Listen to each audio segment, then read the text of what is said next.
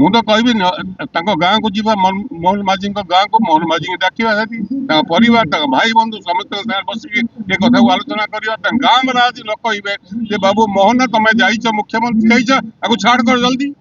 ଧର୍ମେନ୍ଦ୍ର ପ୍ରଧାନ କଣ କହିଲେ ତାଙ୍କ ଘର ଭିତରେ ବଲ୍ ଗଡା ଗଡି ହଉଛନ୍ତି ମୁଁ ସେଥିରେ କାହିଁ ବସିବାକୁ ଆପଣ ମାନେ ଯୋଉମାନେ ବୁମ୍ ଧରିକି ମୋ ଆଗରେ ଛିଡା ହେଇଛନ୍ତି ଆପଣ କେତେ ଟଙ୍କା ଦରମା ପାଆନ୍ତି ଆପଣଙ୍କୁ ସେମାନେ ଯୋଉ ରିକ୍ସା ଚଳୁଛି ଚାନ୍ଦିନୀ ଚୌକରେ ତାର ରୋଜଗାର ବେଶୀ ତାକୁ ଯଦି ଫ୍ରି ଇଲେକ୍ଟ୍ରିସିଟି ଅନ୍ୟମାନଙ୍କୁ କାହିଁ ଦବ ନାହିଁ। ଟାଟାର ମନମାନି ଯେତିକି ନୁହେଁ ତାଠୁ ବେଶୀ ମନମାନି ସରକାରଙ୍କର ଟାଟାକୁ କିଏ ନିୟନ୍ତ୍ରଣ କରୁଛି। ଚା ଖଟିରେ ଚର୍ଚ୍ଚା ବିଜୁଳି ସମ୍ପର୍କରେ ଇଏ ଏକ କାର୍ଯ୍ୟକ୍ରମ ଆରମ୍ଭ ହେଲା ଆଜିଠାରୁ ଏବଂ ସମଗ୍ର ରାଜ୍ୟରେ ବିଭିନ୍ନ ଚା ଖଟିରେ ବିଭିନ୍ନ ଗାଁରେ ବିଭିନ୍ନ ବ୍ଲକରେ ବିଭିନ୍ନ ପଞ୍ଚାୟତରେ ଏ ସମ୍ପର୍କରେ ଲୋକଙ୍କୁ ସଚେତନ କରାଯିବ ଏବଂ କେଉଁ ଦରରେ ଆମେ ବିଜୁଳି ପାଉଛେ ଏବଂ ଅନ୍ୟ ରାଜ୍ୟ ମାନଙ୍କରେ କେଉଁ ଦରରେ ପାଉଛନ୍ତି ଲୋକଙ୍କ ପାଖରେ ଖବର ବି ଅନେକ ସମୟରେ ନାହିଁ ଏବଂ ଓଡ଼ିଶାର ଉପଭୋକ୍ତା ମାନେ ସମୁଦାୟ ବିଜୁଳି ଯେତିକି ଉତ୍ପାଦନ ହଉଛି ଆମ ରାଜ୍ୟରେ ପ୍ରାୟ 25,000 ମେଗାୱାଟ ଆମର ଉତ୍ପାଦନ ହଉଛି ଏବଂ ସେଥିରୁ ପ୍ରାୟ 90 ଭାଗ ଶିଳ୍ପ ପାଇଁ ଯାଉଛି ମାତ୍ର 8 ଭାଗ ଡୋମେଷ୍ଟିକ କନଜ୍ୟୁମର୍ସ ମାନେ ଘରୋଇ ଉପଭୋକ୍ତା ମାନେ ବ୍ୟବହାର କରୁଛନ୍ତି ମାତ୍ର 1% ରୁ 2% କୃଷି ପାଇଁ ବ୍ୟବହାର 8 ଭାଗ ଡୋମେଷ୍ଟିକ ଏବଂ 90 ଭାଗ ପ୍ରାୟ ପାଖାପାଖି 88 ରୁ 90 ଭାଗ ହଉଛି ଶିଳ୍ପ। ଶିଳ୍ପ କେତେ ଟଙ୍କା ଦଉଛି ଏବଂ ଆମକୁ କେତେ ଟଙ୍କା ଦେବା ପାଇଁ ପଡୁଛି କନଜ୍ୟୁମର୍ସ ମାନଙ୍କୁ ଏବଂ ଚାଷୀ କଣ କାହିଁକି ପାଉନାହାନ୍ତି ଆଦୌ ତା କାରଣ ହଉଛି ଯେ ଶିଳ୍ପକୁ ଆମେ ଏତେ ରିହାତି ଦେଇଛେ ବର୍ଷକୁ ଯଦି ଅନ୍ୟ ରାଜ୍ୟ ତୁଳନାରେ ଯୋଉ ରେଟ୍ ଅନ୍ୟ ରାଜ୍ୟରେ ସେମାନେ ନଉଛନ୍ତି ତାକୁ ଯଦି ଆମେ ହିସାବ କରିବା ହାରାହାରି 1 ଲକ୍ଷ କୋଟି ଟଙ୍କାର ଫାଇଦା ଆମେ ପ୍ରତିବର୍ଷ ଶିଳ୍ପ ବଡ ଶିଳ୍ପ ମାନଙ୍କୁ ଦଉଛୁ। ଠିକ ସେଇଭଳି ଅନ୍ୟ ରାଜ୍ୟରେ କଣ ହେଇଛି ପ୍ରାୟ 200 ରୁ 300 ୟୁନିଟ ବିଜୁଳି ମାଗଣା ଦିଆ ହଉଛି ଛାଡ ହେଇଛି ଉପଭୋକ୍ତା ମାନଙ୍କୁ ଘରୋଇ ଉପଭୋକ୍ତା ମାନଙ୍କୁ 300 ୟୁନିଟ ମାନେ ପଞ୍ଜାବରେ 300 ୟୁନିଟ ଛାଡ କରାଯାଏ 300 ୟୁନିଟ ମାନେ ପ୍ରାୟ 90 ଭାଗ ତାଙ୍କର କନଜ୍ୟୁମର ମାଗଣା ବିଜୁଳି ସେଠି ବିଜୁଳି କନଜମ୍ପସନ କେତେ 33% ଆମର ଏଠି 8% କନଜମ୍ପସନ ମାତ୍ର କାରଣ ଲୋକଙ୍କର ଶକ୍ତି ନାହିଁ ବିଜୁଳି ବେଶୀ ବ୍ୟବହାର କରିବା ପାଇଁ ମିଟର ବେଶୀ ଉଠିବ। ଠିକ ସେଇଭଳି ଦିଲ୍ଲୀରେ 200 ୟୁନିଟ ମାଗଣା ତେଲେଙ୍ଗାନାରେ 200 ୟୁନିଟ କର୍ଣ୍ଣାଟକରେ 200 ୟୁନିଟ ଡୋମେଷ୍ଟିକ ପାଇଁ ପ୍ରାୟ ସବୁ ରାଜ୍ୟରେ 200-300 ୟୁନିଟ ଛାଡ ଓଡ଼ିଶା ଗୋଟିଏ ମାତ୍ର ରାଜ୍ୟ ଯୋଉଠି ବିଜୁଳି ଶସ୍ତାରେ ଆମେ ଉତ୍ପାଦନ କରୁଛୁ କାରଣ ଆମର କୋଇଲା ଅଛି ସେଠି ଆମେ ଅଧିକା ପଇସା ଦଉଛୁ ତେଣୁକରି ଆମେ କହୁଛୁ ଯେ ଭାଇ ସରକାରଙ୍କୁ ଆମେ ଅନୁରୋଧ କରୁଛୁ ତମେ 300 ୟୁନିଟ ଛାଡ କରିଦିଅ ଡୋମେଷ୍ଟିକ କୃଷିକୁ ମାଗଣା ଦେଇଦିଅ ଅନ୍ୟ ସବୁ ରାଜ୍ୟରେ ମାଗଣା ଦଉଛନ୍ତି ଆଉ ଯଦି ପଇସାର ଅଭାବ ହଉଛି ତାହେଲେ 1 ଟଙ୍କା କି 2 ଟଙ୍କା ତମେ ଇଣ୍ଡଷ୍ଟ୍ରିରେ ବଢେଇ ଦିଅ ତା ସତ୍ତ୍ୱେ ବି ସେମାନେ ଅନ୍ୟ ରାଜ୍ୟ ତୁଳନାରେ ଶସ୍ତା ପାଇବେ ଏବଂ ଆମ କୋଇଲାକୁ ଅନ୍ୟ ରାଜ୍ୟକୁ ଆମର ମାତ୍ର 20-22 ମିଲିୟନ ଟନ କୋଇଲା ଜଳେଇବା ଦରକାର ପଡୁଛି ଥର୍ମାଲ ଷ୍ଟେସନ ତମେ 240 କାହିଁକି 240 ମିଲିୟନ ଟନ କଣ ପାଇଁ ଦଉଛୁ କାହାକୁ ଦଉଛୁ ଅନ୍ୟ ରାଜ୍ୟକୁ ପଲ୍ୟୁସନ ହଉଛି ଆଜି ଭୁବନେଶ୍ୱରରେ 440 ହଉଛି AQU ଲେବୁଲ ଦିଲ୍ଲୀ ଅପେକ୍ଷା ଅଧିକ ଏମର୍ଜେନ୍ସି ମୁଁ ଆପଣଙ୍କୁ କହିବି କାହିଁକି ଅବସ୍ଥା ହେଇଛି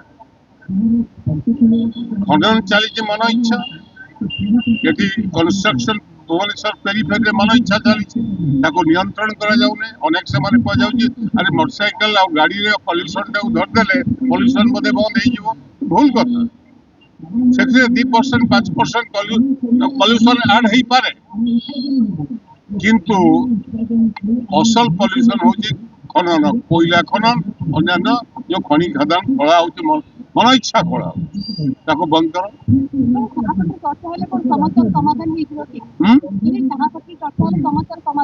ଚାରେ କିଏ କେମିତି ଗୋଟେ ରାସ୍ତାକୁ ଆମେ ସେଇ ହିସାବରେ ଯିବା ଯଦି ଏଥିରେ ସମାଧାନ ନହବ ଲୋକଙ୍କୁ ସଚେତନ କରେଇବାର ତାହେଲେ ଚା କପରେ ତାହେଲେ କଣ କରିବା ଆମେ ଘିଅ ଆଣିକି ଗୋଟେ ଗୋଟେ କପ୍ ଦବା ନା ଇଏର ଚର୍ଚ୍ଚା କରିବା।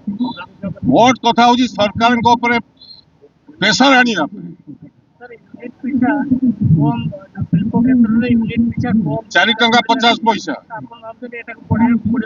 ବାଧ୍ୟ। ତମେ 8 ଟଙ୍କାରେ ସେଇ ଇଣ୍ଡଷ୍ଟ୍ରି ଜିନ୍ଦଲ ଯଦି ସେଠି 8 ଟଙ୍କା 9 ଟଙ୍କା ମହାରାଷ୍ଟ୍ରରେ 16 ଟଙ୍କା ଦଉଛି, ଏଠି କାହିଁ 4 ଟଙ୍କାରେ ପାଇବୁ? କାହିଁକି? ଆଉ ଯୋଉମାନେ କ୍ୟାପ୍ଟିଭ ୟୁନିଟ୍ କରିଛନ୍ତି ସେମାନେ ତ 2 ଟଙ୍କା 3 ଟଙ୍କାରେ ପାଉଛନ୍ତି। କଣ ପାଇଁ?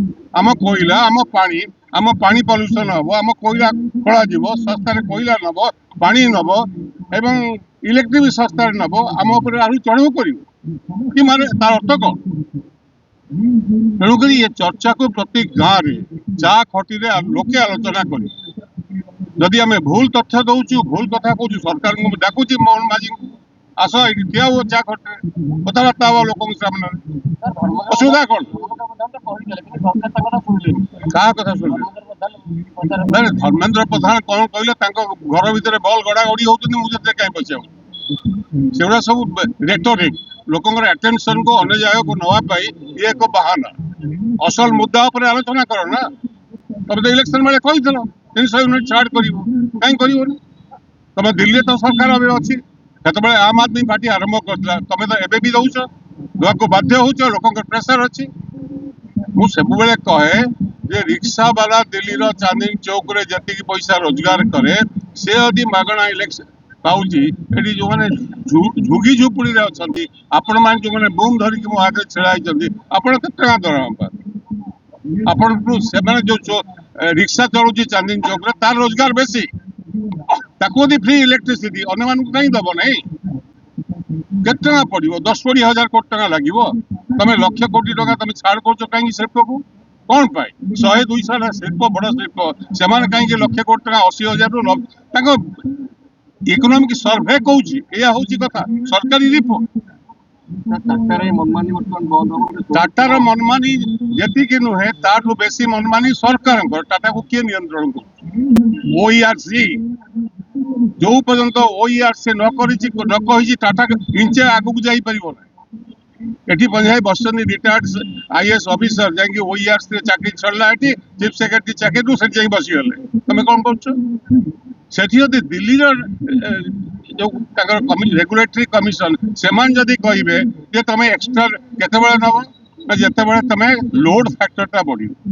ଏଠି ଲୋଡ କନଜମ୍ପସନ ଫ୍ୟାକ୍ଟର ପାଇଁ ଧରିଛ।